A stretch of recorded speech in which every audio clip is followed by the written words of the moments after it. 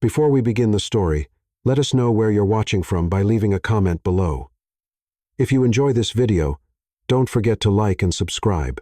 Have a wonderful day. Enjoy the story, everyone. Evelyn smoothed down her crimson dress for the 10th time in 5 minutes. Her cousin's wedding had become a parade of picture-perfect couples. And she was playing the role of the family's eternal single, collecting pitying stares like wedding party favors.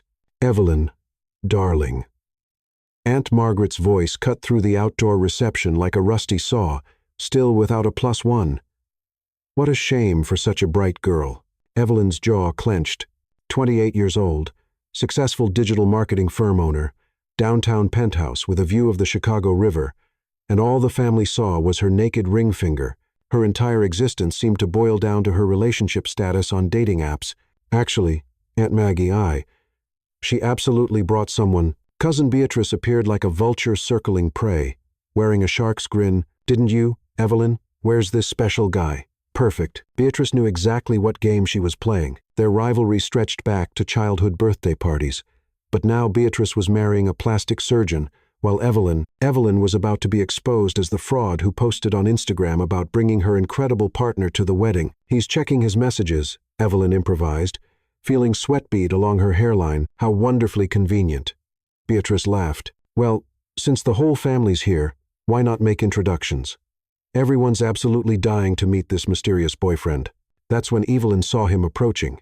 Grandfather Winston, family patriarch, 84 years old and CEO of the largest construction empire in the Great Lakes region, walked over with that specific smile he saved for life-changing announcements, the same expression he'd worn when revealing he'd set aside an extraordinary inheritance for the first grandchild to bring home someone worthy of joining the family legacy. $40 million, that was the extraordinary inheritance the family had been whispering about in corners for months. My dearest granddaughter, Grandfather Winston opened his arms wide. Beatrice tells me you finally found someone remarkable. Where is this young man? I must meet him immediately. Evelyn felt every family member's gaze laser focus on her. Cousins, aunts, uncles, wedding guests, all waiting to witness the man who had allegedly won over the family's notorious commitment phobe. The silence felt deafening. He's family gathering. Beatrice clinked her crystal glass. Evelyn's about to introduce her boyfriend. Everyone, circle up. It happened like a nightmare in slow motion. The entire extended family, at least 70 people, started closing in, forming an expectant ring around Evelyn. Cell phones materialized. Someone started a Facebook live stream. Evelyn glanced at her watch. 5:23 p.m. $1 for the big reveal, Beatrice announced, clearly savoring every second. After that, we'll all know he's fictional, right? Evelyn's heart hammered so violently she worried it might be visible through her dress. 70 pairs of eyes trained solely on her, anticipating Grandfather Winston adjusting his glasses for the best view. Beatrice, wearing that look of someone holding all the winning cards, watched as Evelyn spun, desperately hunting for any escape route. That's when she spotted him near the garden's edge, back turned to the celebration, a tall figure with broad shoulders, completely absorbed in an intense phone conversation, immaculate navy suit, authoritative posture, precisely styled dark hair. He appeared utterly oblivious to the chaos erupting behind him. 5:24 p.m. 30 seconds. Evelyn. Beatrice called out gleefully. Evelyn threw caution to the wind. She marched toward the stranger with the determination of someone literally fighting for their reputation, or at least their sanity. 20 seconds. The man remained facing away, speaking in clipped, professional tones. Absolutely not. I've been crystal clear. Nothing under $22 million for that development. Either accept my offer, or Evelyn came up behind him, and without a moment's hesitation, grabbed his free hand. The man spun around like he'd been struck by lightning. Intense gray eyes, sharp jawline, wearing the expression of someone who'd just witnessed the impossible. Excuse me, but what exactly do you think you're doing? His voice carried unmistakable authority. That particular tone Evelyn immediately recognized from someone used to instant obedience, rich, arrogant, probably owned half the city, and expected everyone to bow and scrape. Absolutely ideal. 10 seconds. Beatrice's voice pierced the air. Evelyn gripped his hand tighter and whispered frantically, "Please, just pretend we're dating for 1 minute. 60 seconds. Then you can sue me. Call security. Press charges. Whatever you want. But right now, are you completely out of your mind?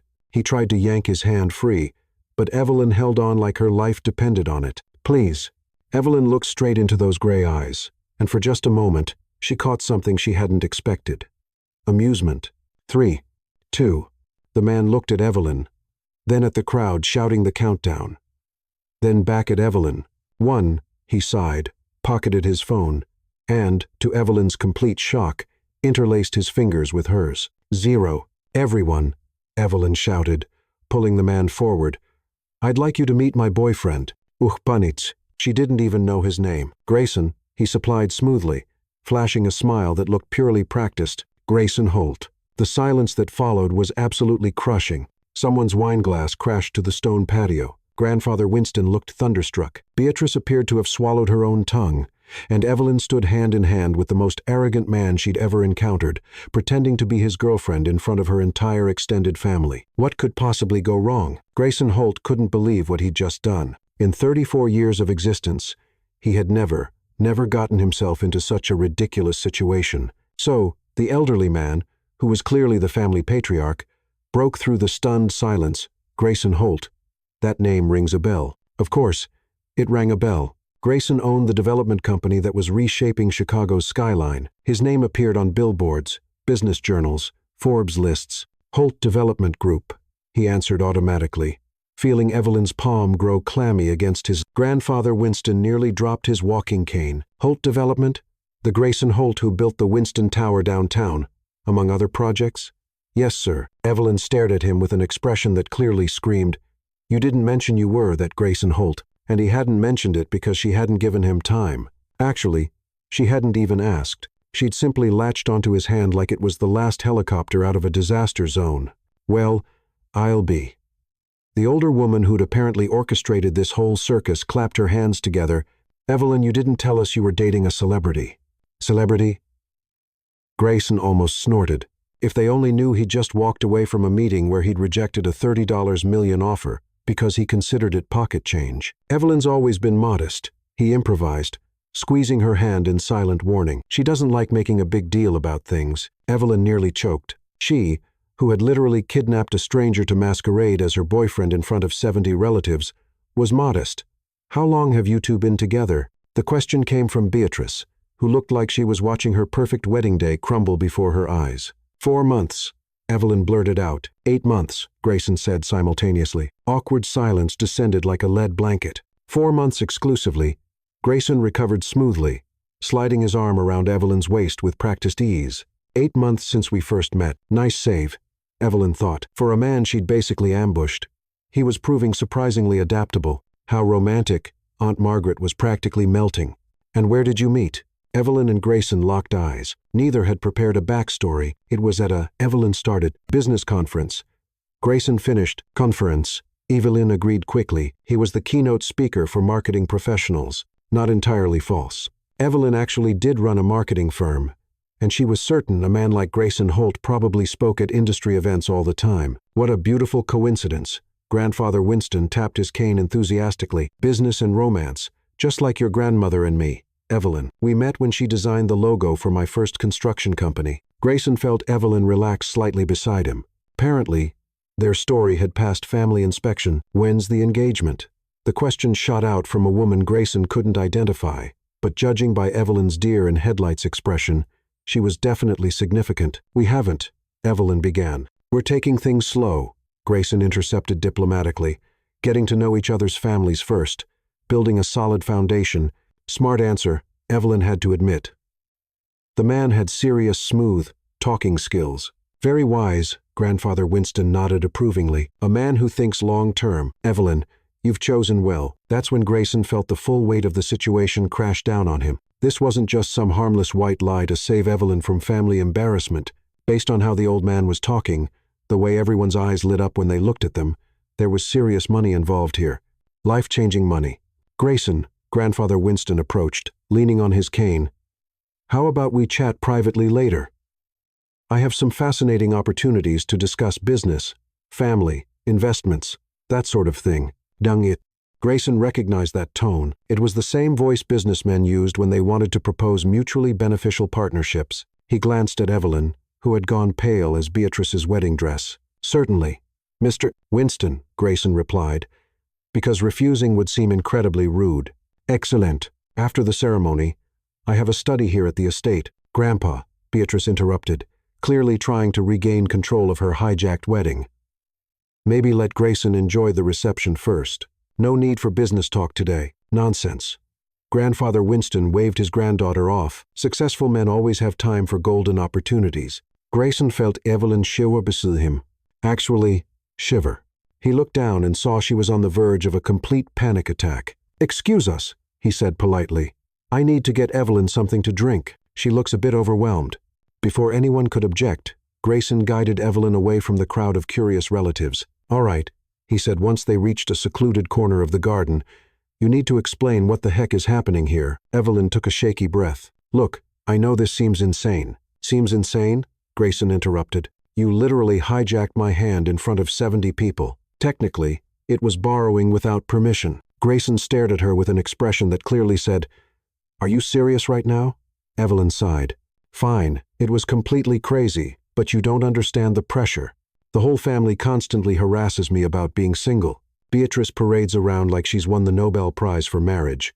And I might have exaggerated about bringing someone to the wedding. And so you decided to grab the first random guy you saw." "You weren't random," Evelyn protested. "You were perfectly dressed, obviously successful, and you looked like someone who could handle himself in a crisis." "Handle myself in a crisis?" Grayson's eyebrows shot up. "Lady, you are the crisis." Evelyn winced. He had a point.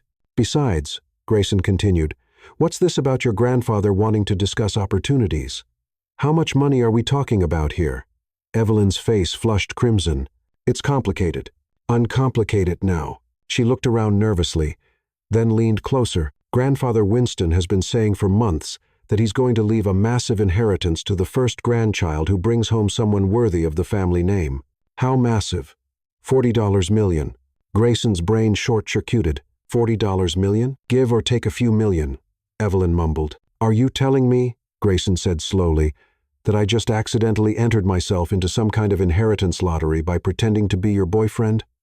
When you put it like that, it sounds really bad, because it is really bad." Grayson ran his free hand through his hair. "What happens when your family finds out we're not really dating? What happens when they discover you made the whole thing up?"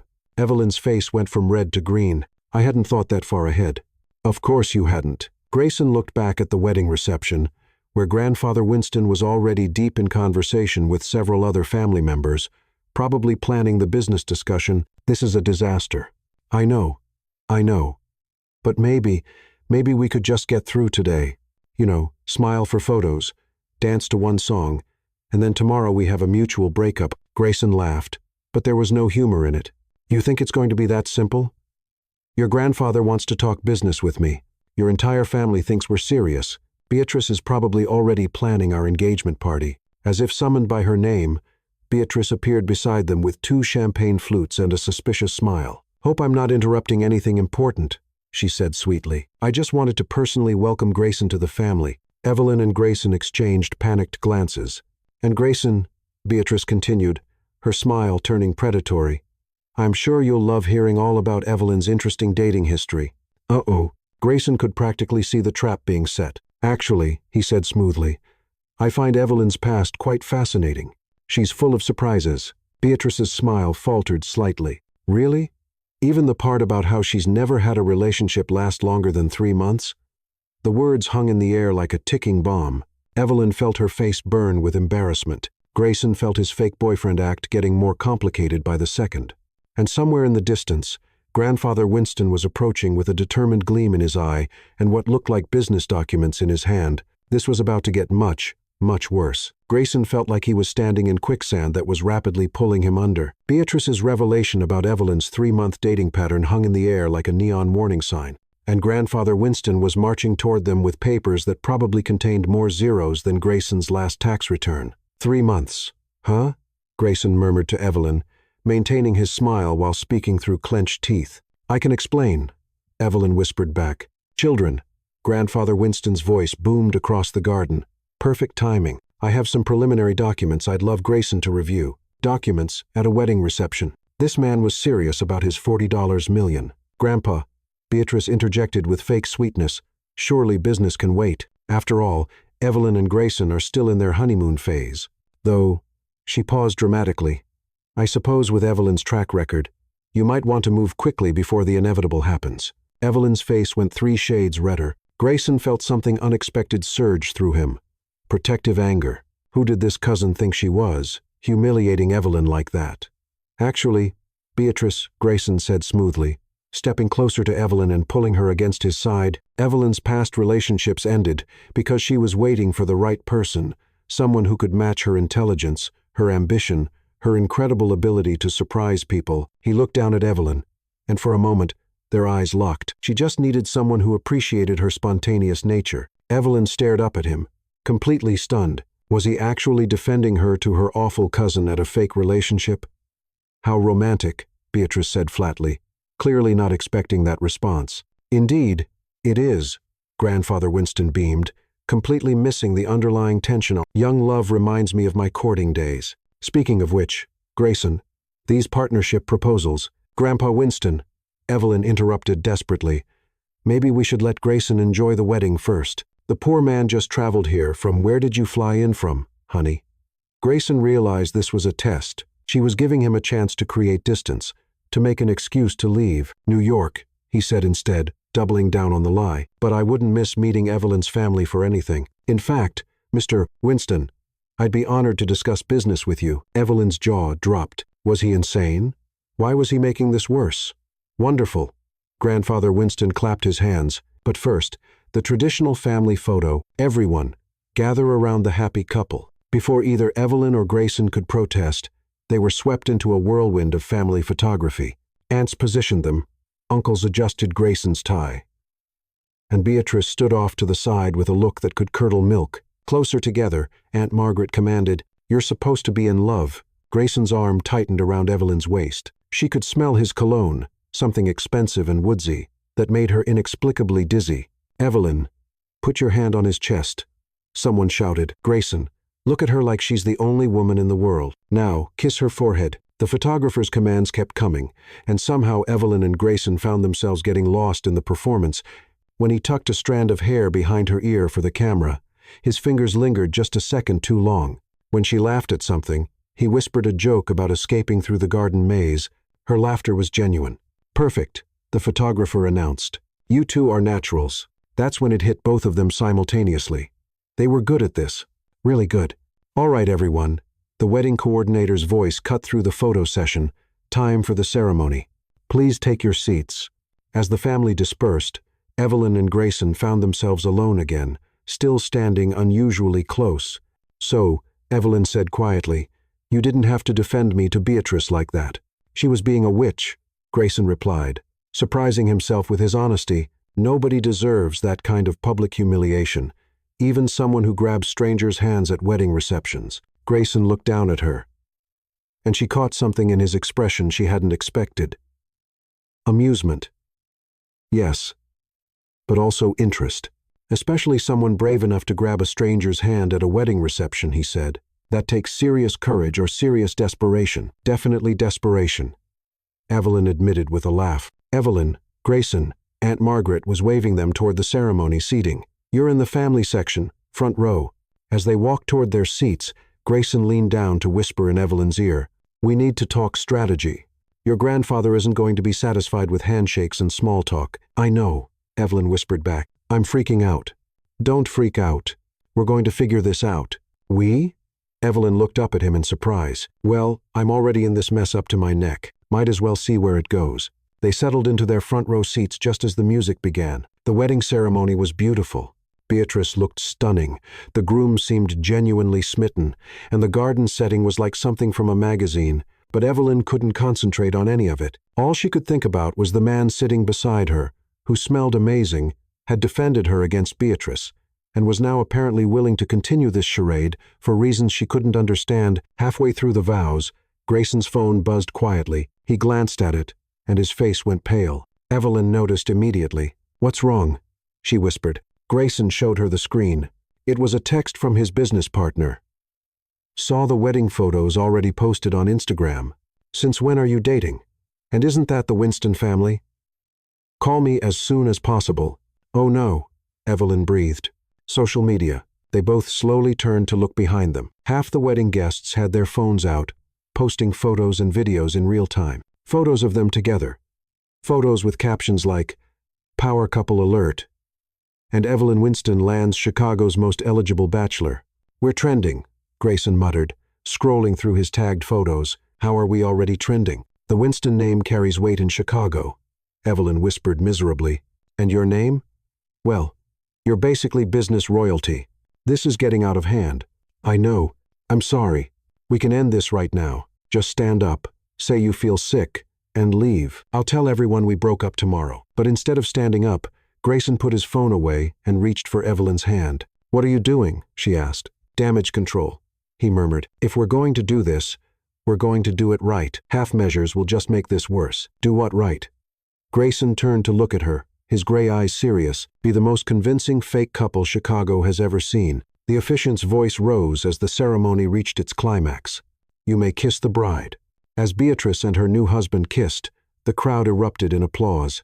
And in that moment, with everyone focused on the happy couple, Grayson leaned down and whispered something that made Evelyn's heart stop. "When we get to the reception, follow my lead, and whatever happens, don't let go of my hand." Evelyn stared up at him, realizing that somewhere in the last hour, this had stopped being about escaping embarrassment and started being about something else, entirely something that felt dangerously real. As rice and flower petals filled the air around them, Evelyn made a decision that would change everything. She squeezed Grayson's hand and whispered back, "I'm in."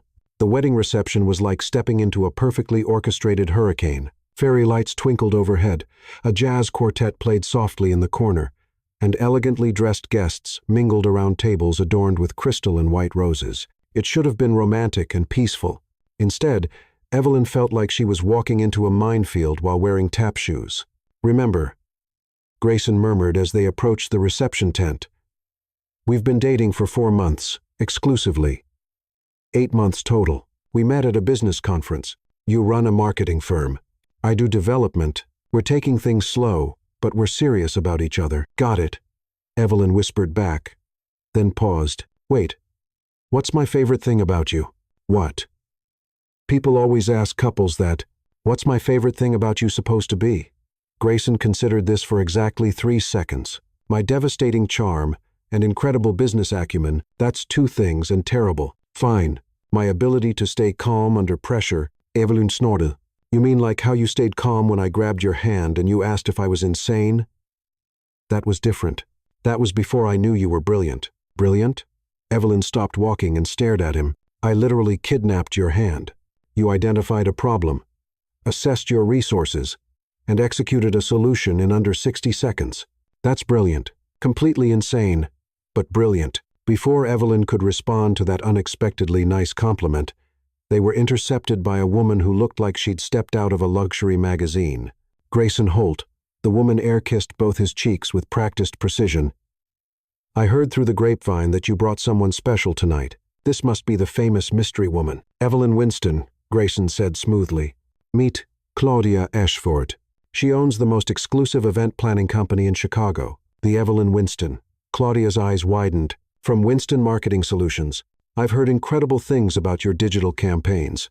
Evelyn blinked in surprise. People in Chicago's social circle actually knew her work. "That's thank you," she managed. "I didn't realize our paths had crossed professionally. Darling, everyone knows about the Millennium Hotel relaunch you orchestrated. Absolutely genius work." Claudia turned to Grayson with approval. "You certainly know how to pick them. Beauty, brains, and business savvy. The triple threat." Grayson felt something weird happen in his chest, a surge of actual pride at hearing Evelyn praised, which made no sense since he'd known her for exactly 93 minutes. "I'm the lucky one," he heard himself saying, and was surprised to realize he kind of meant it. "Oh, you two are adorable." Claudia clasped her hands together. "I simply must introduce you around. There are some people here who would love to meet Chicago's newest power couple." "Power couple?" The words hit both Evelyn and Grayson like a splash of cold water. They were supposed to be fake dating, not actually networking as a unit. But before either could object, Claudia was steering them toward a group of impeccably dressed people who looked like they'd stepped off the cover of Chicago Business Weekly. "Everyone," Claudia announced, "meet Grayson Holt and Evelyn Winston. What followed was a blur of introductions, handshakes, and conversations that Evelyn couldn't quite believe were happening. The CEO of a major tech company wanted to discuss a potential marketing partnership. A prominent real estate investor was interested in Holt Development's upcoming projects. A society columnist was asking about their romantic timeline for her weekly feature. Through it all, Grayson played the role of attentive boyfriend perfectly. He kept his hand on the small of Evelyn's back, included her in every business conversation, and somehow managed to make her sound like the most fascinating woman in Chicago. Evelyn has this incredible ability to see market trends before they happen. He was telling the tech CEO she predicted the shift toward experiential marketing 18 months before it became industry standard. Evelyn stared at him. She had written a blog post about experiential marketing trends. But how did he know that? I may have done some research while you were in the bathroom, he whispered when they had a moment alone. You researched me? Know your fake girlfriend. Know your enemy, he said with a grin that was becoming dangerously appealing. Am I the enemy in this scenario? Jury's still out. Their banter was interrupted by the arrival of Grandfather Winston, who appeared beside them like a well-dressed tornado. Grayson, my boy. He boomed loud enough to draw attention from nearby tables. I've been telling everyone about our upcoming business discussion. I hope you're prepared for some exciting opportunities. Evelyn felt Grayson tense here. I'm looking forward to hearing about your ventures, sir. Excellent. In fact, I've taken the liberty of arranging a small gathering tomorrow morning. Just a few key investors, some city planning officials, maybe a representative from the mayor's office. Grayson's smile became slightly strained. Tomorrow morning, 10 flash, M. Sharp, my private club downtown. We can discuss the waterfront development project I've been planning. $47 million in initial investment. But the profit potential. Grandfather Winston's eyes gleamed. Well, let's just say it could be very good for the right family member's husband. The words hit Evelyn like a truck. Family member's husband, as in she'd have to actually marry Grayson to get the inheritance. And now her grandfather was dragging him into legitimate business deals that could affect Grayson's actual career. Grandpa, she said quickly, maybe we should. Nonsense. Grandfather Winston waved her off. Business waits for no one. Grayson understands. Don't you, son? All eyes at nearby tables were now focused on them. Evelyn could practically feel the weight of expectations, social pressure, and family politics crushing down on her shoulders. Grayson, meanwhile, was doing rapid mental calculations. A meeting with city officials and the mayor's office wasn't something he could fake his way through. These people would expect actual architectural plans, environmental impact studies, financial projections. I'd be honored to attend, he heard himself saying, because backing out now would raise too many questions. Wonderful. Grandfather Winston clapped him on the shoulder hard enough to rattle his teeth. I'll have my assistant send you all the preliminary documents tonight. As Grandfather Winston walked away, probably to tell more people about his brilliant future grandson-in-law, Evelyn and Grayson stood in horrified silence. Did he just invite you to a legitimate business meeting with city officials, Evelyn whispered, about a $47 million project that he wants to discuss as your future husband? They looked at each other with the dawning realization that their fake relationship had just jumped from harmless white lie to potential business fraud. We have to tell him the truth, Evelyn said. Right now, before this gets any worse. Agreed. Let's go find him. Evelyn, Grayson, Beatrice appeared in front of them like an evil fairy godmother, wearing a smile that could have powered a small city, having fun at my reception. Congratulations, Beatrice, Grayson said politely. Beautiful ceremony. Thank you. You know, I've been thinking about what you said earlier about Evelyn waiting for the right person. It's so interesting how people change, isn't it? Uh-oh. Evelyn recognized that tone. Beatrice was building up to something. Beatrice continued, her voice carrying just far enough for nearby guests to overhear. Just 6 months ago, Evelyn was telling the whole family that she'd never get married. Remember, Evelyn? You said marriage was an outdated institution designed to trap women in domestic servitude. The conversations at nearby tables began to quiet down. People were listening. That was taken out of context. Evelyn said quickly, was it? Because I distinctly remember you saying that any woman who gave up her independence for a man was betraying the feminist movement. Your exact words at Easter dinner. Grayson felt Evelyn's hand tremble in his. She was being systematically humiliated at her own cousin's wedding. And for some reason, that made him angrier than he'd been in years. You know what's interesting, Beatrice? Grayson said, his voice carrying the kind of authority that made boardrooms go silent. I find that the strongest, Most independent women make the best partners. They choose to be with someone because they want to, not because they need to. That kind of strength is incredibly attractive. He turned to look at Evelyn, and for a moment, the noise of the reception faded away. Evelyn didn't betray anything. She just found someone worth changing her mind for. The sincerity in his voice was so convincing that even Evelyn almost believed it. The guests who'd been eavesdropping sighed romantically. Beatrice's triumphant expression crumbled. "How sweet," Beatrice managed, clearly searching for another angle of attack. That's when the band leader approached with a microphone. "Ladies and gentlemen, it's time for our first special dance. We'd like to invite all the couples to join the bride and groom on the dance floor." Evelyn's blood turned to ice water. Dancing in front of everyone while pretending to be madly in love with a man she'd met 2 hours ago? Oh, perfect.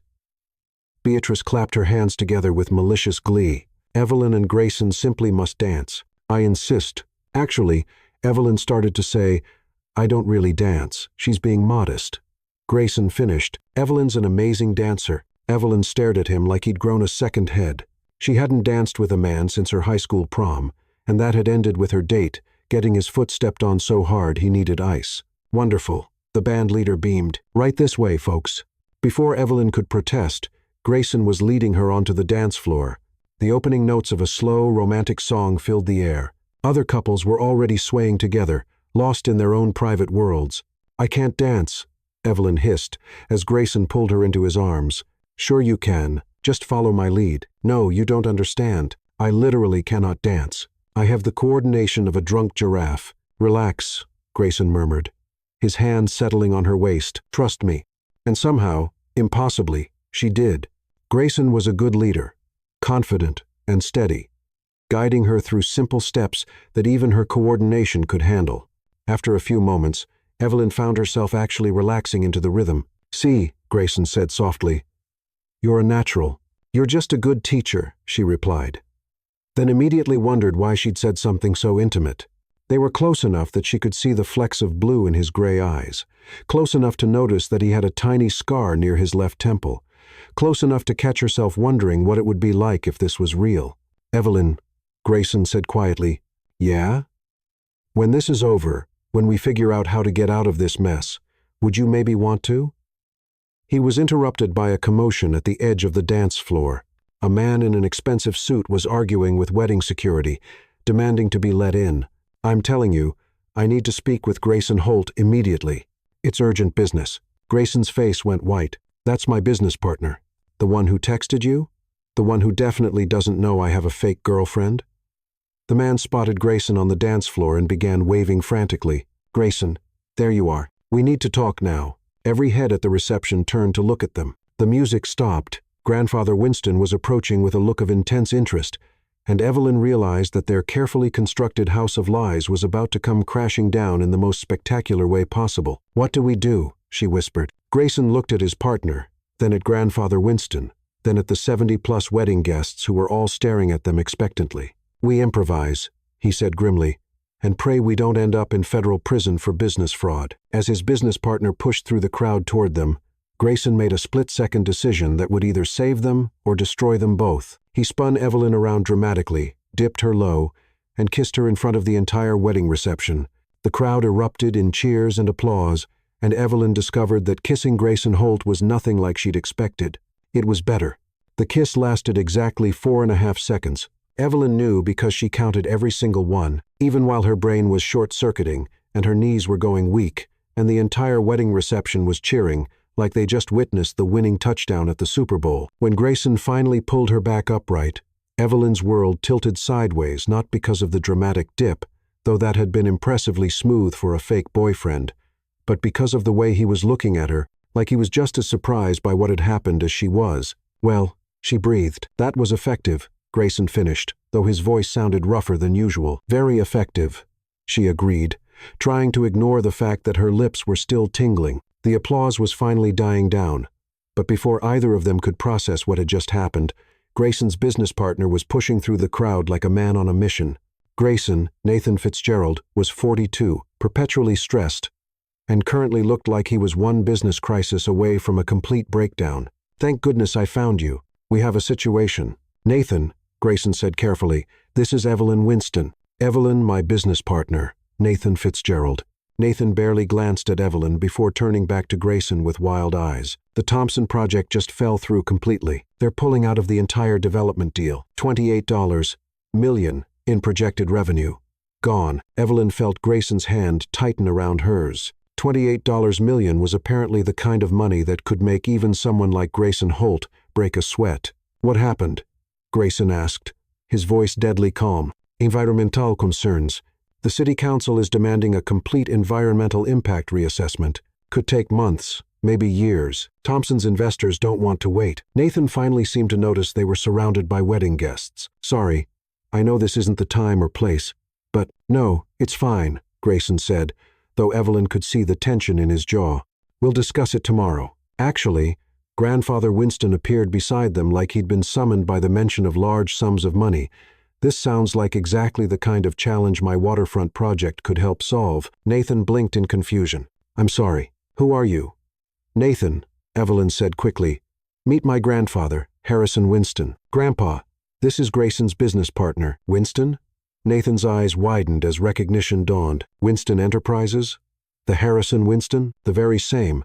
Grandfather Winston beamed, and I was just telling Grayson about a $47 million opportunity that could more than compensate for his recent setback. Evelyn watched in horror as Nathan's expression shifted from confusion to intense interest. This was exactly what they'd been trying to avoid, mixing Grayson's real business with their fake relationship. $47 million.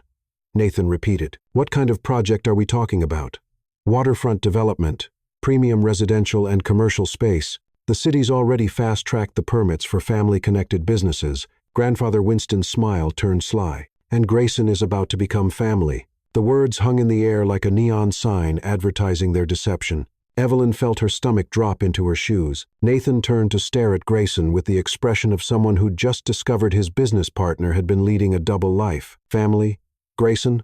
What is he talking about? Well, Grayson said slowly, Evelyn and I are engaged. Beatrice appeared out of nowhere, carrying a champagne flute, and wearing the smile of someone who just won the lottery. Didn't you tell him, Grayson, about your proposal?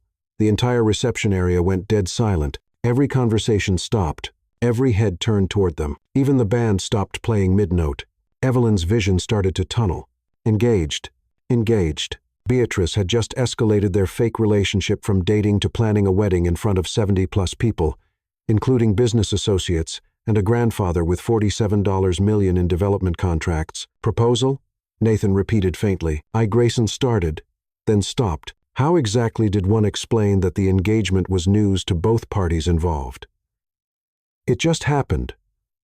Beatrice continued with malicious glee. Right there on the dance floor, we all saw it. The romantic dip, the passionate kiss. It was like something out of a movie. You proposed during a dance. Nathan looked like he was questioning everything he thought he knew about his business partner. It was spontaneous, Evelyn heard herself saying, though her voice sounded like it was coming from very far away. Very romantic. Spontaneous. Grandfather Winston clapped his hands together. Just like your grandmother and me, she proposed to me, you know, during a waltz at the country club. Most unconventional thing anyone had ever seen. Wait, had Evelyn just accidentally implied that she had proposed to Grayson in front of everyone at her cousin's wedding? The crowd was starting to murmur excitedly. Someone shouted, "Congratulations!" From the back, Aunt Margaret was already crying happy tears.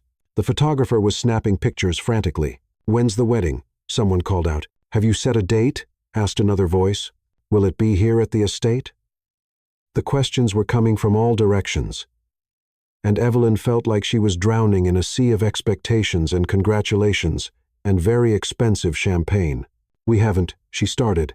"Soon," Grayson said firmly, making a decision that would either save them or damn them both. "Very soon. We don't want a long engagement." Nathan was staring at his business partner like he'd never seen him before. "Grayson, can I speak with you privately?" "Of course," Grayson said, though he looked like he'd rather face a root canal. "Evelyn, why don't you?" "Actually," Grandfather Winston interrupted. "This calls for a celebration, champagne for everyone. My granddaughter is engaged to Chicago's most eligible bachelor." What followed was complete and utter chaos. Champagne appeared from nowhere. Toasts were being made. People were taking selfies with the happy couple. The band launched into The Way You Look Tonight. As if this had all been planned, in the middle of it all, Evelyn caught sight of Beatrice, who was watching the proceedings with an expression of frustrated disbelief. Her perfect wedding had been completely upstaged by her cousin's fake engagement to a billionaire. "This is a disaster," Evelyn muttered under her breath. "The absolute worst," Grayson agreed, though he was smiling and shaking hands with well-wishers. "We're going to have to plan an actual wedding or fake our deaths and move to another country. I don't have a passport. I'll buy you one. I know people." Their surreal conversation was interrupted by the arrival of a woman in her 50s who looked like she'd stepped out of a high society magazine. "Grayson Holt," she exclaimed, air-kissing both his cheeks. "Lorelei Blackwood, from Chicago Social Magazine. I simply must get an exclusive on this engagement. Our readers will be absolutely fascinated." Chicago Social Magazine, the publication that every wealthy family in the city read religiously. If their fake engagement got featured there would be no going back. "Actually," Evelyn said desperately, "we prefer to keep our private life private." Lorelei laughed like Evelyn had just told the funniest joke in the world. "Darling, you just got engaged at the Winston wedding. This is the society event of the year. I'm already planning a 6-page spread, 6 pages in Chicago's premier social magazine about their completely fictional engagement. What's your ring size, dear?" Lorelei continued, pulling out a tablet and stylus. "Our readers will want to know everything about the engagement ring shopping process." "Ring? Engagement ring." Evelyn looked down at her bare left hand in panic. They were engaged, supposedly, but she had no ring. How had they missed such an obvious detail? "We're having it custom designed," Grayson said smoothly, though Evelyn could see the stress lines around his eyes. "Something unique, one of a kind. How romantic. And the wedding date?" "We're thinking." Evelyn started, then realized she had no idea what to say. "December," Grayson supplied. "Christmas wedding, very intimate, family only. December." That was 4 months away. 4 months to maintain this charade, plan a fake wedding, and somehow avoid committing actual fraud in the process. "Wonderful. I'll need to schedule an engagement photo shoot. How's next weekend?" "We could do it at Grayson's penthouse. Our readers love those lifestyle pieces, engagement photos at Grayson's apartment, where they'd have to look lovingly into each other's eyes and pretend to be planning a future together." "Actually," Nathan interrupted, appearing at Grayson's elbow with the persistence of a man who would not be deterred, "I really do need to speak with Grayson. Business emergency." "Of course," Lorelei waved them away. "I'll coordinate with Evelyn about the photo shoot details. This is going to be magnificent." As Lorelei began questioning Evelyn about her dress preferences and flower choices, Grayson found himself being dragged away by Nathan toward a quiet corner of the garden. "All right," Nathan said once they were out of earshot.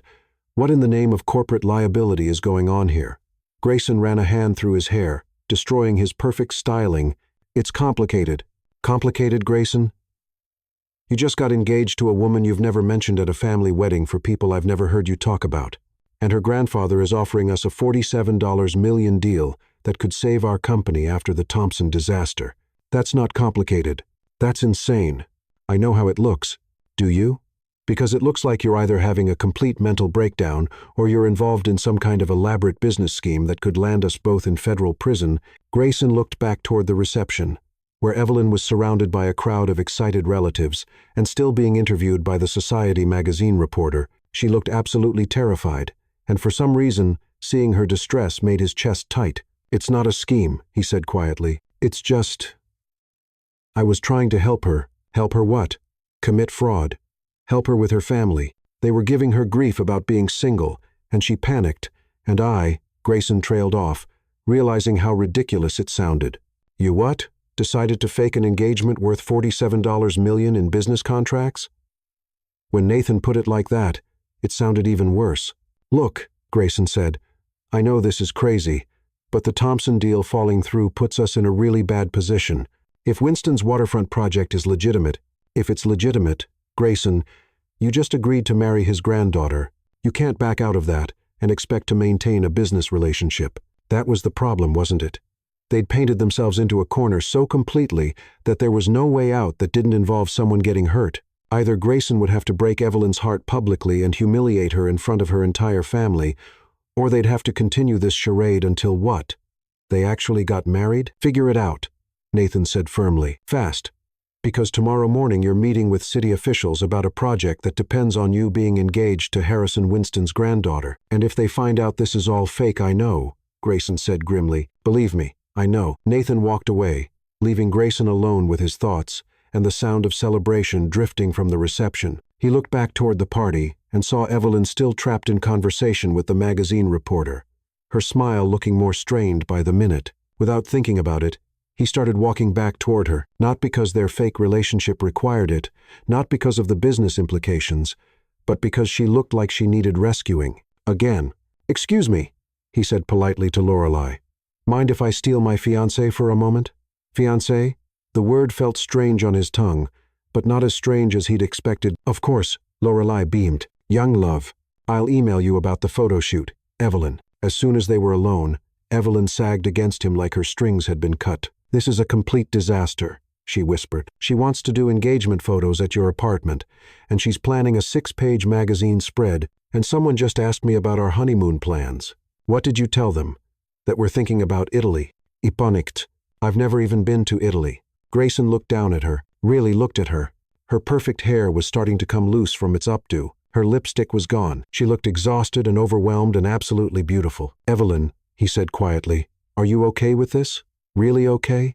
Because if you want to end this right now, we can. I'll figure out a way to explain it to my business partner and your grandfather and the society reporter. You don't have to keep doing this for me." Evelyn stared up at him in surprise. "For you, Grayson? This whole mess is my fault. You were just minding your own business when I grabbed your hand and dragged you into my family drama. And now I'm dragging you into mine. That meeting tomorrow, it's real business with real consequences. If something goes wrong, then we'll figure it out together," Evelyn said, surprising herself with how much she meant it. "I got us into this mess. The least I can do is help you get through it. Together," Grayson repeated, and something in his chest loosened. I liked the sound of that. They stood there for a moment, looking at each other while chaos swirled around them. The wedding reception continued in the background, but for just a few seconds, it felt like they were in their own private bubble. Then, Grandfather Winston's voice boomed across the garden. "Where are the happy couple? Time for the engagement toast." Evelyn and Grayson looked at each other and started laughing, not the polite laughter of a fake couple putting on a show, but the slightly hysterical laughter of two people who just realized they were in way over their heads and had decided to dive deeper anyway. "Ready for round 2, Grayson asked, offering her his arm. "Ready as I'll ever be," Evelyn replied, taking his arm and letting him lead her back into the beautiful chaos they'd created. As they walked back toward the crowd of waiting family and friends, neither of them noticed Beatrice watching from the shadows, her phone in her hand and a calculating expression on her face, or that she'd been recording their entire conversation. The game was about to change again, and this time the stakes would be higher than either of them could imagine. 3 days later, Evelyn was standing in Grayson's penthouse apartment at 6:00 the morning, wearing a designer dress she couldn't afford, preparing for engagement photos for a magazine spread about a relationship that didn't exist, while trying not to hyperventilate about the business meeting that could either make or break Grayson's career. "This is fine," she muttered to herself, pacing across Grayson's living room for the 15th time. "This is totally normal. People fake engagements and accidentally commit business fraud all the time. It's probably a whole category on tax forms. Talking to yourself is generally considered a bad sign," Grayson said, emerging from his bedroom in a perfectly tailored charcoal suit that made Evelyn's brain temporarily stop working. His hair was still slightly damp from the shower, and he smelled like that expensive cologne that had been driving her crazy for 3 days. "I always talk to myself when I'm having a nervous breakdown," she replied, trying not to stare at how the suit fit his shoulders like it had been designed specifically for his body. "It helps me organize my thoughts into manageable categories of panic. And what categories are we working with today? Well, there's immediate terror about the engagement photos, medium-term dread about the business meeting, and existential horror about the fact that I'm wearing a $2,000 dress that I put on a credit card I can't afford to pay off." Grayson walked over to where she was wearing a path in his Persian rug and gently took her hands. "Evelyn, breathe. It's going to be okay. How can you be so calm? In 3 hours, you're going to be sitting across from city officials discussing a $47 million project that you're only involved in because you're supposedly marrying me. And before that, we have to convince a professional photographer that we're so in love we can't keep our hands off each other. Technically, because you're supposedly marrying me, you were the one who proposed, remember?" Evelyn groaned and buried her face in her hands. "Don't remind me. I still can't believe I accidentally proposed to you at my cousin's wedding, in front of 70 people, while being recorded by multiple phones. It was very romantic, very progressive. I felt very wooed, very thoroughly courted. Despite her panic, Evelyn found herself smiling. "Shut up. See, you're already feeling better. And for the record, that dress doesn't just look good on you, it looks like it was designed for you. Consider it an early engagement gift. Grayson, I can't let you pay for. You can, and you will. We're supposedly planning a life together. Couples share expenses." He paused, studying her face. "Besides, I have a confession to make." "Oh, great. What now?" "I may have already been researching engagement rings." Evelyn stared at him. "You what?" "Well, if we're going to do this, we should do it right. People are going to expect to see a ring. A really good ring. The kind of ring that says Grayson Holt doesn't do anything halfway. You've been ring shopping for our fake engagement?" "I've been ring researching. There's a difference. Shopping implies I've actually purchased something. Have you?" Grayson's smile turned slightly sheepish. "Define purchased." Before Evelyn could demand a clearer answer, the doorbell rang. Through the floor-to-ceiling windows, she could see a team of people with professional camera equipment, lighting rigs, and enough cables to wire a small building setting up in the hallway. "The photographers," Grayson said unnecessarily. "Right. The photographers who are here to take pictures of our fake engagement for a magazine that thinks we're planning a Christmas wedding, that we're definitely not having because we barely know each other." Evelyn took a deep breath that didn't help her anxiety at all. How hard can it be to look like we're in love for a few hours? The answer, it turned out, was both easier and infinitely more complicated than either of them had expected. The photography team was led by a woman named Serena, who looked like she'd stepped out of a fashion magazine herself, all dramatic cheekbones and flowing scarves, and the kind of artistic intensity that suggested she took her craft very seriously. "Darlings," she exclaimed, air-kissing both of them before they'd even been properly introduced. "I am Serena Montenegro, and I am here to capture your love story. But first, tell me, how did you know?" That moment when you realized this was the one, Evelyn and Grayson looked at each other. They hadn't prepared for existential questions about their fictional relationship. It was, Evelyn started, immediate. Grayson finished smoothly. "The moment I saw her, I knew my life had just changed completely. And you, darling?" Serena turned to Evelyn with expectant eyes. He made me feel safe," Evelyn said, surprising herself with how true that sounded. "Like I could be completely myself, even in the middle of chaos. Beautiful." Serena clapped her hands together. "This is exactly the energy we need. Now, let's begin." What followed was 3 hours of the most intense emotional acting either of them had ever done. Serena had very specific ideas about how engaged couples should look at each other, touch each other, exist in the same space. "More intimacy," she called out as Evelyn and Grayson posed on his balcony overlooking the Chicago skyline. "You're planning to spend your lives together.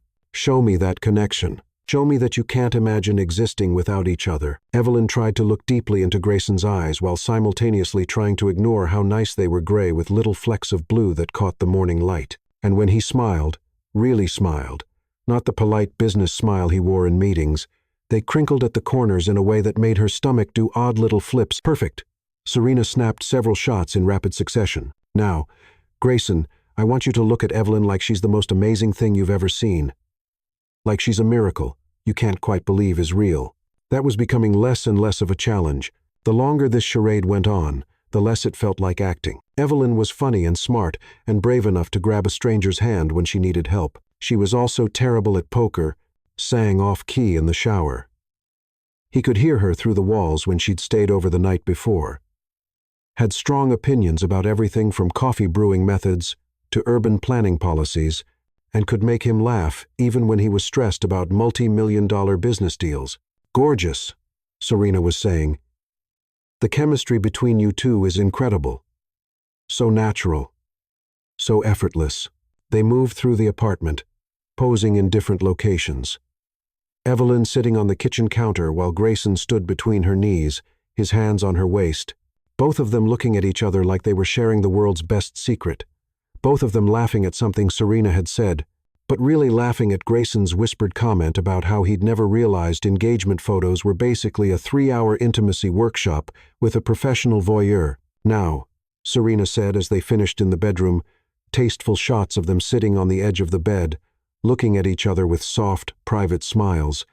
I want to get a few shots of the proposal recreation. Evelyn, you mentioned it happened during a dance, right? Dancing? Evelyn said weakly, her throat suddenly dry. Very romantic. Very spontaneous. Perfect. Grayson, put on some music. Something romantic. Something that makes your hearts race. I want to capture that magical moment when you both knew you wanted to spend forever together. Grayson queued up a playlist on his sound system, and soft jazz filled the apartment, the same song they danced to at the wedding reception. He walked back to Evelyn and offered her his hand with a small bow that was both playful and somehow completely sincere. Shall we dance, fiancé? We shall. Future husband. They moved together easily now. After several days of practice at family dinners and public appearances, Evelyn had gotten used to the way Grayson's hand felt on her waist. The way he smelled like expensive cologne and something uniquely him that made her want to lean closer. Grayson had gotten used to how perfectly Evelyn fit against him, how her laugh made something warm and protective spread through his chest, how dancing with her felt more natural than breathing. This is nice, Evelyn said softly as they swayed together, temporarily forgetting they had an audience. Yeah, Grayson agreed, his voice rougher than usual. It really is. Serena was moving around them, camera clicking constantly. But for a moment, it felt like they were alone, like they were just two people dancing in a beautiful apartment filled with morning light, without the weight of fake engagements and business deals and family expectations pressing down on them. Grayson, Evelyn said quietly, looking up into his face, when this is all over, when we figure out how to get out of this mess without destroying your career or my family relationships, do you think we could maybe— She was interrupted by the sharp sound of someone banging on the apartment door, with the kind of persistence that suggested they weren't going away. Grayson Holt, a voice shouted from the hallway, muffled but clearly agitated. Open up. We need to talk now. Grayson's face went white. That's Nathan. He sounds upset, Evelyn observed with masterful understatement. He sounds homicidal. The banging continued, getting more insistent. I know you're in there, and I know about the photos. We have a serious problem. Serena looked up from her camera with the kind of interest that suggested this was exactly the kind of drama that made her job exciting. Should I keep shooting? This could be very authentic behind-the-scenes content. Very raw, very emotional. No, both Evelyn and Grayson said simultaneously, probably a little too loudly. Grayson walked to the door and opened it to reveal Nathan standing in the hallway, holding a tablet like it contained evidence of war crimes, and wearing the expression of a man who had discovered his business partner was either having a complete mental breakdown or involved in an elaborate criminal conspiracy. We need to talk, Nathan said grimly, pushing past Grayson into the apartment. Right now, Nathan, we're in the middle of— I don't care if you're in the middle of performing brain surgery on the president. Look at this. Nathan shoved the tablet at Grayson with shaking hands. On the screen was a video, clearly recorded on someone's phone. The quality was grainy, and the lighting was poor, but the audio was crystal clear. It was Evelyn and Grayson 3 nights ago at the wedding reception, having what they'd thought was a private conversation about the fake engagement. This is a complete disaster, Evelyn's voice said from the tablet speakers. She wants to do engagement photos at your apartment. And she's planning a 6-page magazine spread, and someone just asked me about our honeymoon plans. What did you tell them? Grayson's voice replied, that we're thinking about Italy. Ipanitst. I've never even been to Italy. Nathan paused the video and looked at them both with the expression of someone who had just watched their entire world collapse. Would you like to explain to me why there's video evidence of you two discussing your fake engagement, posted publicly on social media with hashtags? Evelyn felt like the floor had just disappeared beneath her feet, and she was falling through space. Where did you get that? Who posted it? Beatrice Winston posted it on her Instagram an hour ago with the caption, "When family members lie to steal inheritance money, fake engagement, Winston family fraud." It's been shared 237 times in the past hour. It's trending on Chicago social media. Trending. Grayson closed his eyes and leaned against the doorframe like he needed the support to stay upright. How bad is this on a scale of 1 to complete career destruction? Well, let's see. Nathan consulted his tablet with shaking hands. Your fake fiancé's cousin has just exposed your fake engagement to everyone who matters in Chicago society. The business meeting you're supposed to attend in 2 hours is with people who have definitely seen this video. I've already gotten 3 calls asking if it's true. Harrison Winston's lawyer called me 45 minutes ago asking about potential fraud charges, and I just got off the phone with a reporter from Chicago Business Journal who wants a statement about Holt Development Group's questionable business ethics. Fraud charges? Evelyn squeaked, her voice going up about 3 octaves. Apparently, pretending to be engaged to someone to gain access to business opportunities is considered deceptive business practices in the state of Illinois. Who knew? Serena, who had been listening to this conversation with growing excitement and hadn't stopped taking pictures, raised her hand enthusiastically. Should I be documenting this? Because this is incredibly dramatic, and our readers absolutely love behind-the-scenes relationship drama. This could be a whole separate feature. No, 3 voices said in unison, loud enough to probably be heard in the hallway. Right, Serena said, looking disappointed but beginning to pack up her equipment. I'll just go.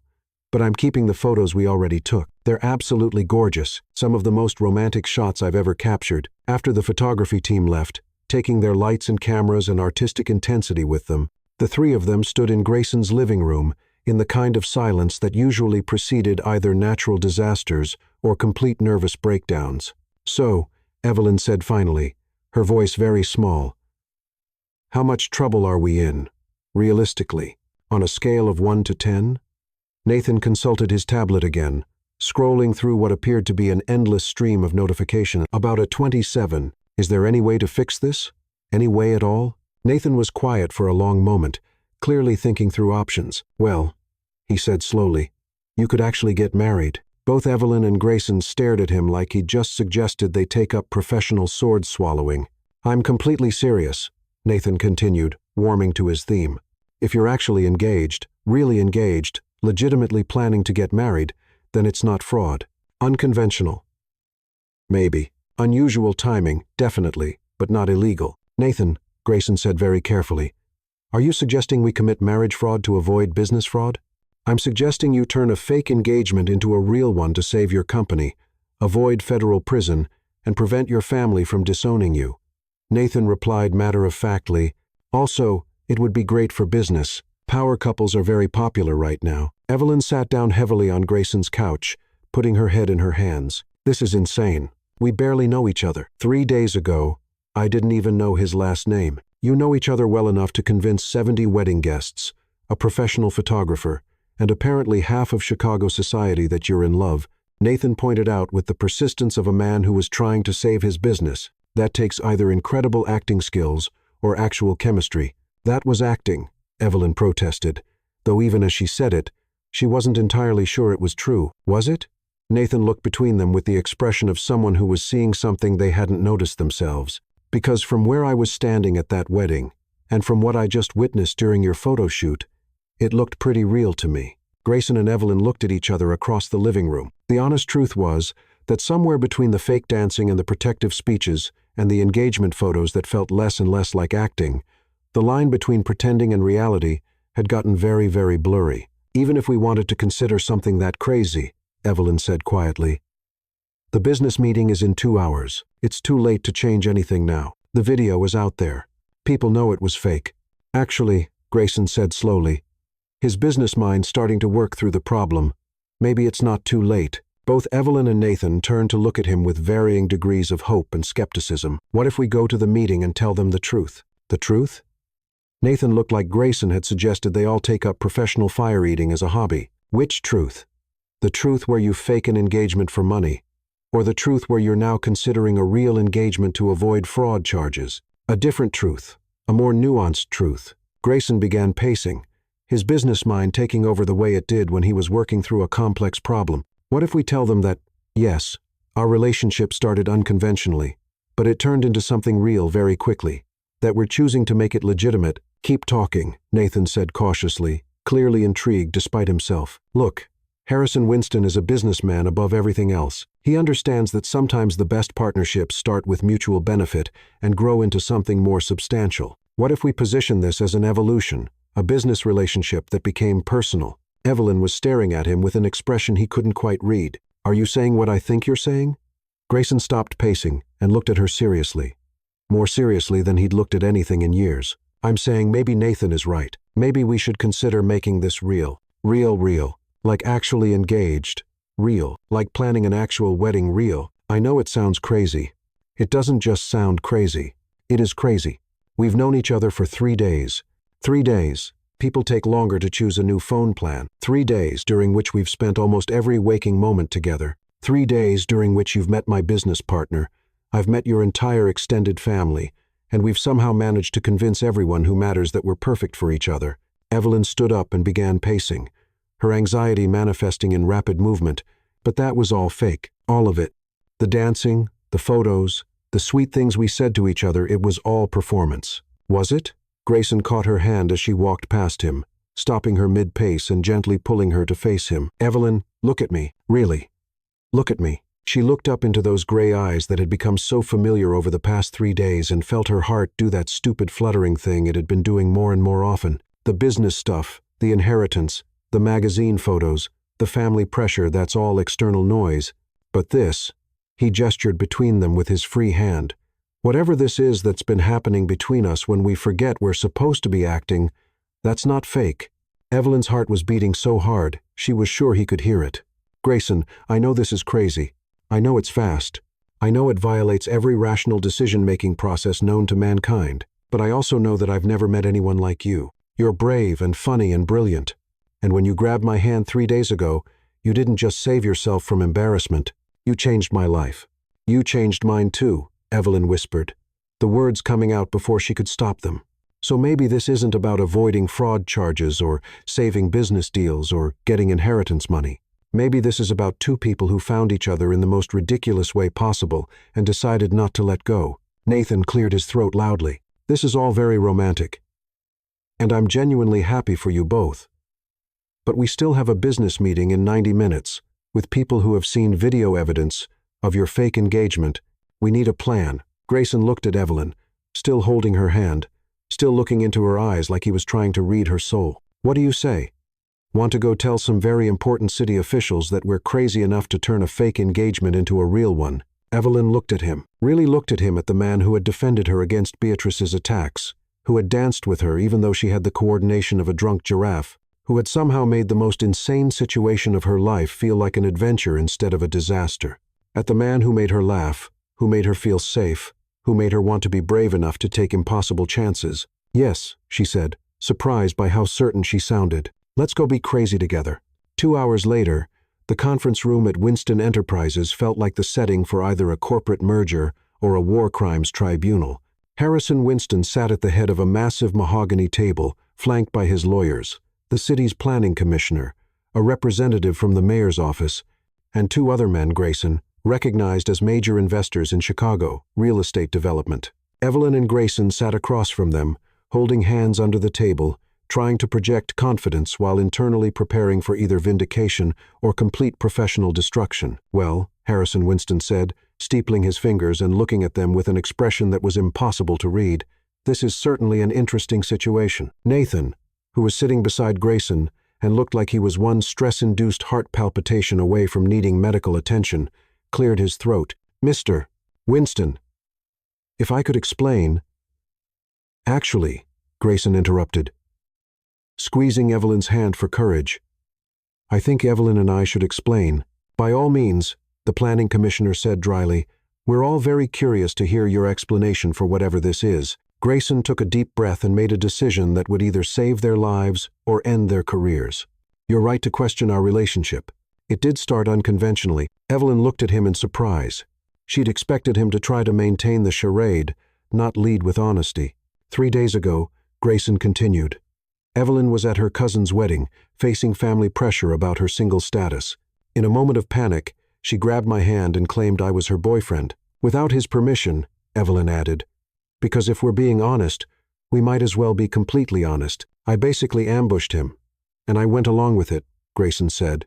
Because she looked like she needed help, and I've never been able to ignore someone who needed help. Harrison Winston leaned back in his chair, his expression unreadable. Go on. What happened next? Evelyn said, finding her voice, was that we discovered we worked well together, really well. We could anticipate each other's thoughts, support each other through difficult situations, make each other laugh, even when everything was falling apart. The business opportunity, Grayson continued, was legitimate interest on my part. Holt Development Group is always looking for projects that align with our values and capabilities. But I won't lie, the family connection made it more appealing. What changed? the mayor's representative asked. According to the video, you were discussing how to end this charade. Evelyn and Grayson looked at each other, and something passed between them that didn't require words. We realized, Evelyn said softly, that somewhere between the fake dancing and the pretend conversations and the engagement photos, we'd stopped pretending. We fell in love, Grayson said simply, completely by accident, in the most ridiculous circumstances possible, but genuinely and completely. So, you're saying, the planning commissioner said slowly, that what started as a deception became real. We're saying, Evelyn replied, that sometimes the best things happen when you're not planning them, that sometimes grabbing onto something unexpected leads you exactly where you're supposed to be. The room was quiet for a long moment. Harrison Winston studied them both with the sharp eyes of a man who had built an empire by reading people accurately. Show me your hands, he said suddenly. Sir? Grayson asked. Your hands. Both of you. On the table. Confused, Evelyn and Grayson placed their clasped hands on the mahogany surface. Harrison Winston smiled for the first time since they'd entered the room. You haven't let go of each other since you sat down. Even while we've been discussing business fraud and criminal charges, even when you were explaining how this all started as a lie, Evelyn looked down and realized he was right. They'd been holding hands unconsciously, providing each other comfort and support without even thinking about it. That, Harrison Winston said, is not the behavior of two people running a con. That's the behavior of two people who have found something worth holding on to. The tension in the room shifted, became lighter somehow. The waterfront project, the planning commissioner said, is legitimate regardless of your relationship status. Holt Development Group's proposal was the strongest we received. But, the mayor's representative added, we do appreciate your honesty about how you came to be involved. Sometimes, Harrison Winston said, standing up and extending his hand to Grayson, the best business partnerships start with a handshake and a leap of faith. I don't see why marriages should be any different. As they shook hands, Evelyn felt a weight she hadn't realized she'd been carrying lift from her shoulders. They'd told the truth, and somehow, incredibly, it had worked. One more thing, Harrison Winston said as they prepared to leave. That inheritance everyone's been whispering about. Evelyn and Grayson both froze. Consider it an early wedding gift. You'll need it for the house. House? Evelyn asked faintly. Well, you can't live in that penthouse forever. Too small for the grandchildren I'm expecting within the next few years. As they left Winston Enterprises, walking out into the Chicago afternoon sunshine, Evelyn and Grayson were quiet for several blocks. So, Evelyn said finally, We're really doing this. We're really doing this, Grayson confirmed. We're going to plan an actual wedding in December. Christmas wedding. Family only. Very intimate. I'll need a dress. A real dress. I'll need a tux. A real tux. We'll need rings. Real rings. We'll need to write vows. Real vows. They looked at each other and started laughing again. The same slightly hysterical laughter from the wedding reception. But happier somehow. Lighter. More genuine. You know what the funny thing is? Evelyn said when she could breathe again. What? I think I'm actually falling in love with you. Really. Truly.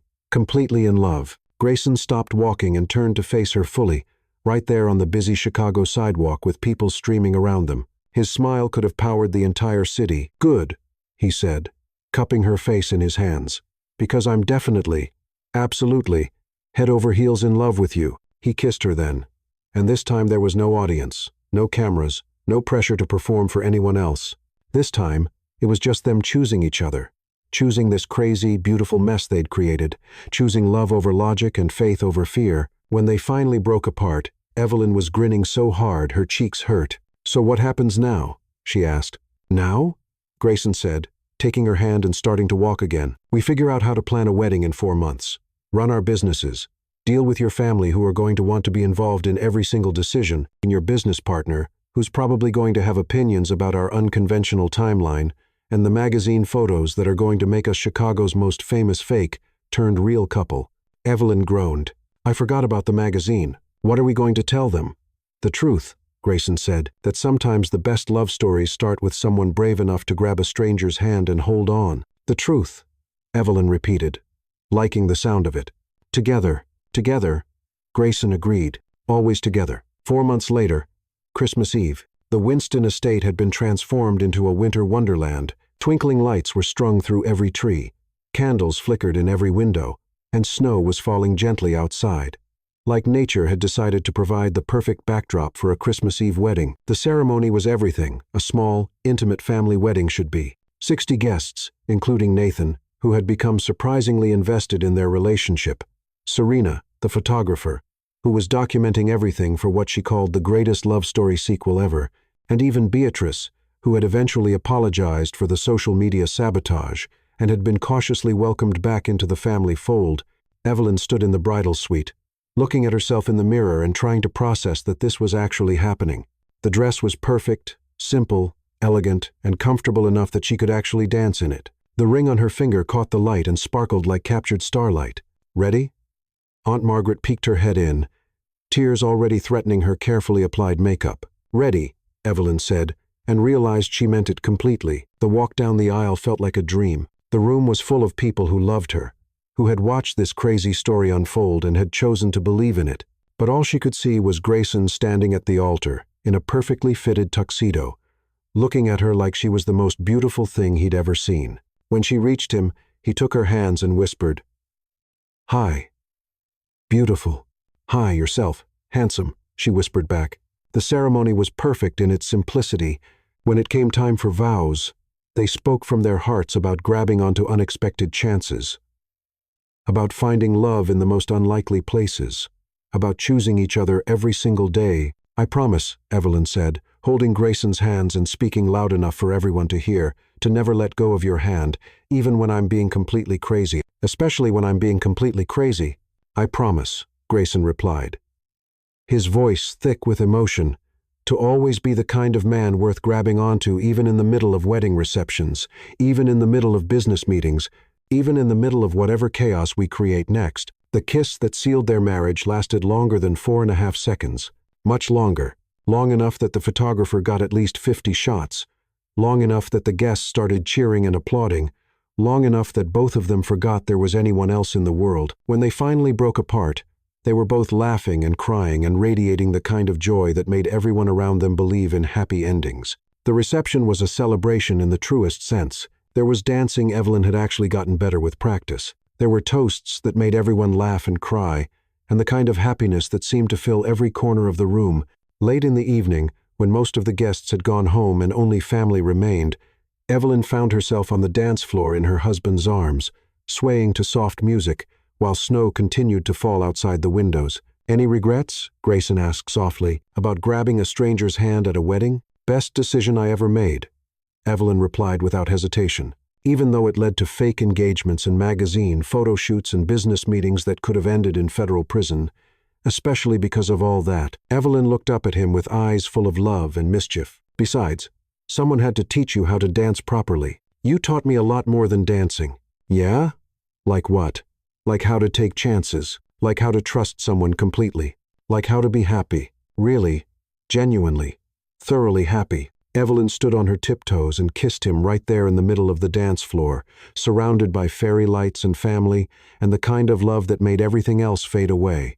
"I love you, Grayson Holt." She whispered against his lips. "I love you too, Evelyn Holt," he whispered back.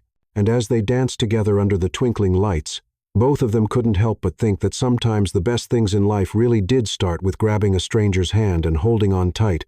1 year later, their first anniversary, the Holt Development Group's waterfront project, had been featured on the cover of Architectural Digest, hailed as a masterpiece of sustainable urban development that would set the standard for future projects. Winston Marketing Solutions had expanded to include offices in 3 cities, largely due to referrals from impressed clients who'd heard about Evelyn's innovative approach to relationship building, which had become industry code for the woman who turned a fake engagement into a business empire. Beatrice had married her tax attorney and was pregnant with twins. She and Evelyn had not only reconciled, but had become genuine friends, bonding over their shared experience of surviving Winston family drama and Beatrice's new appreciation for Evelyn's commitment to authenticity. Nathan had indeed started dating Serena after she'd approached him at the wedding reception with a business proposal about documenting real love in the age of social media. They were now living together and collaborating on a photography book about modern relationships. Harrison Winston had become the doting grandfather-in-law he'd always wanted to be, regularly stopping by their new house, a beautiful Victorian they'd bought 6 months after the wedding, with business advice, family stories, and not so subtle hints about great-grandchildren. And Grayson and Evelyn?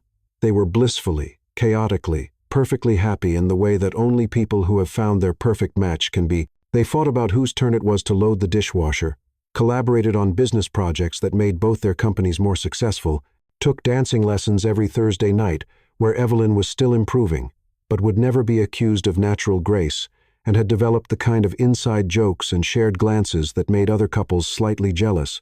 On their first wedding anniversary, Grayson surprised Evelyn with a trip to Italy, the honeymoon destination she'd panicked about during that first magazine interview, which felt like a lifetime ago. As they stood on a balcony overlooking the Tuscan countryside, sharing a bottle of wine and watching the sunset paint the sky in shades of gold and pink, Evelyn realized that grabbing his hand that day had led to not just a husband, but a best friend, a business partner, and a love that was better than anything she could have planned or imagined. "Happy anniversary, Mrs. Holt," Grayson said, pulling her close against his side as they watched the Italian sunset. "Happy anniversary, Mr. Holt," she replied, then grinned with that mischievous expression he'd fallen in love with. "Want to know a secret? Always.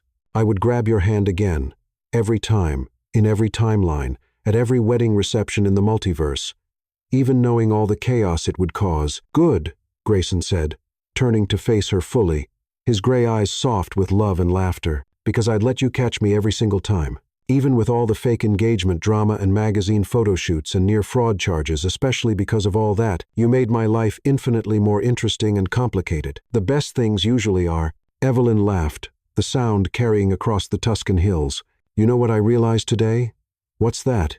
"We never actually had a proper first date. We went straight from fake relationship to engagement photos, to business meetings, to wedding planning." Grayson considered this seriously. "You're absolutely right. That's a significant oversight in our relationship timeline. Very significant. We should probably fix that." "I agree completely. What did you have in mind?" Evelyn gestured to the romantic Italian countryside around them, the sunset, the wine, the complete privacy of their villa balcony. "Well, we're in Italy. We have wine. We have time. Want to have our first date right now? On our first anniversary in Tuscany as a married couple? Why not? We've done everything else backwards." Grayson sat down his wine glass and turned to face her fully, suddenly formal. "Evelyn Holt, would you like to have dinner with me tonight?" "I would love to, Grayson Holt," she replied, playing along, "but I should warn you, I'm married." "Really? Tell me about your husband." "Oh, he's wonderful, handsome, successful, great dancer, terrible at loading the dishwasher. But nobody's perfect. He sounds like a lucky man. The luckiest. I grabbed his hand at a wedding, and he was stuck with me." "Stuck with you?" Grayson pulled her into his arms, spinning her around on the balcony as she laughed. "Evelyn Holt, getting caught by you was the best thing that ever happened to me, even though you're chaos incarnate. Especially because I'm chaos incarnate. Life was boring before you grabbed my hand. And now every day is an adventure. Sometimes terrifying, always interesting, never boring." As if summoned by their conversation, Evelyn's phone buzzed with a text message. She glanced at it and started laughing. "What?" Grayson asked. "It's from Beatrice," she said, and I quote, "Hope you're having fun in Italy. By the way, Grandfather Winston just asked me if you two are planning to give him great-grandchildren soon. I told him to ask you directly. Also, there's a reporter from Chicago Social Magazine who wants to do a one-year anniversary follow-up story. Love you both." Grayson groaned. "We can't escape, can we? Even in Italy. Do you want to escape from the media attention and family pressure?" "Absolutely. From you? Never." "Good answer." Evelyn kissed him softly, then pulled back with a thoughtful expression. "You know what's funny?" "What?" "A year ago, the idea of anyone asking me about children would have sent me into a complete panic spiral. Now, Grayson prompted when she trailed off. "Now, it doesn't sound scary at all. It sounds like the next adventure." Grayson's eyes lit up with surprise, and something that looked very much like hope. "Really?" "Really. I mean, not immediately. We should probably figure out how to load the dishwasher properly first. But someday, little versions of us running around, causing chaos. They definitely cause chaos with our genetics. The absolute worst kind of chaos. They'd probably grab strangers' hands at their own birthday parties. Poor strangers wouldn't know what hit them. We should probably warn our future babysitters. We should probably start practicing loading the dishwasher." They were both laughing now, standing on their Italian balcony, talking about a future that felt as natural and inevitable as breathing. "Evelyn," Grayson said softly, "thank you." "For what?" "For being brave enough to grab my hand that day, for changing my life, for making every day better than the last." "Thank you," Evelyn replied. "For being worth grabbing onto, for dancing with me, even though I was terrible at it, for defending me against Beatrice, for making me believe in fairy tales." "This isn't a fairy tale," Grayson said, his voice serious. "It's better." "Better how?"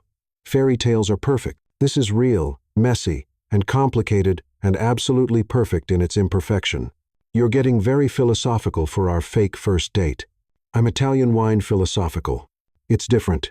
"Show me," Evelyn challenged. Grayson picked up his wine glass and cleared his throat dramatically. "Evelyn Holt, you are the most beautiful chaos I've ever encountered. You turn my perfectly organized life upside down on a daily basis, and I wouldn't change a single moment of it." "That's pretty good." "My turn." Evelyn picked up her own glass. "Grayson Holt, you're the steady calm in my storm of crazy. You make me want to be brave enough to grab onto impossible things and hold on tight." "To impossible things," Grayson said, raising his glass. "To holding on tight," Evelyn replied, clinking her glass against his. As they drank their wine and watched the last of the sunset fade into deep purple twilight, both of them felt the deep contentment that comes from being exactly where you're supposed to be, with exactly the right person at exactly the right moment. "So," Evelyn said eventually, "how was our first date?" "Perfect. When can I see you again?" "Well, I'm free tomorrow, the day after that, and pretty much every day for the rest of our lives." "I'll take it," Grayson said solemnly. "All of it. Every single day. Even the chaotic ones, especially the chaotic ones." As they headed inside for dinner, Evelyn's phone buzzed again. This time it was a photo from Nathan and Serena. They were at a wedding, apparently. They were becoming the go-to photographers for Chicago society events, and Nathan was holding a sign that read, "Inspired by Grayson and Evelyn." Sometimes the best relationships start with grabbing a stranger's hand. "We've started a trend," Evelyn observed, showing Grayson the photo, "a very dangerous trend. Wedding receptions across Chicago are going to become incredibly chaotic." "Good. The world needs more chaos, more people grabbing onto unexpected chances, more love stories that start with panic and end with perfect happiness." "Exactly." As they settled down for dinner at their private villa, with candles flickering and Italian music playing softly in the background, Grayson reached across the table and took Evelyn's hand. "What are you doing?" she asked with a smile. "Just making sure you don't let go." "Never," Evelyn said, squeezing his hand tight. "I'm never letting go." And she meant it. Through whatever chaos came next business ventures, family drama, potential children who would undoubtedly inherit their parents' flair for the dramatic. She was holding on tight to this man who had let her catch him, who had turned her moment of panic into a lifetime of love. Outside their villa, the Italian countryside was peaceful and perfect. Inside, two people who had found each other in the most unlikely way possible were living proof that sometimes the best things in life happen when you're brave enough to reach out and grab them, and they lived happily, chaotically, perfectly ever after. The end.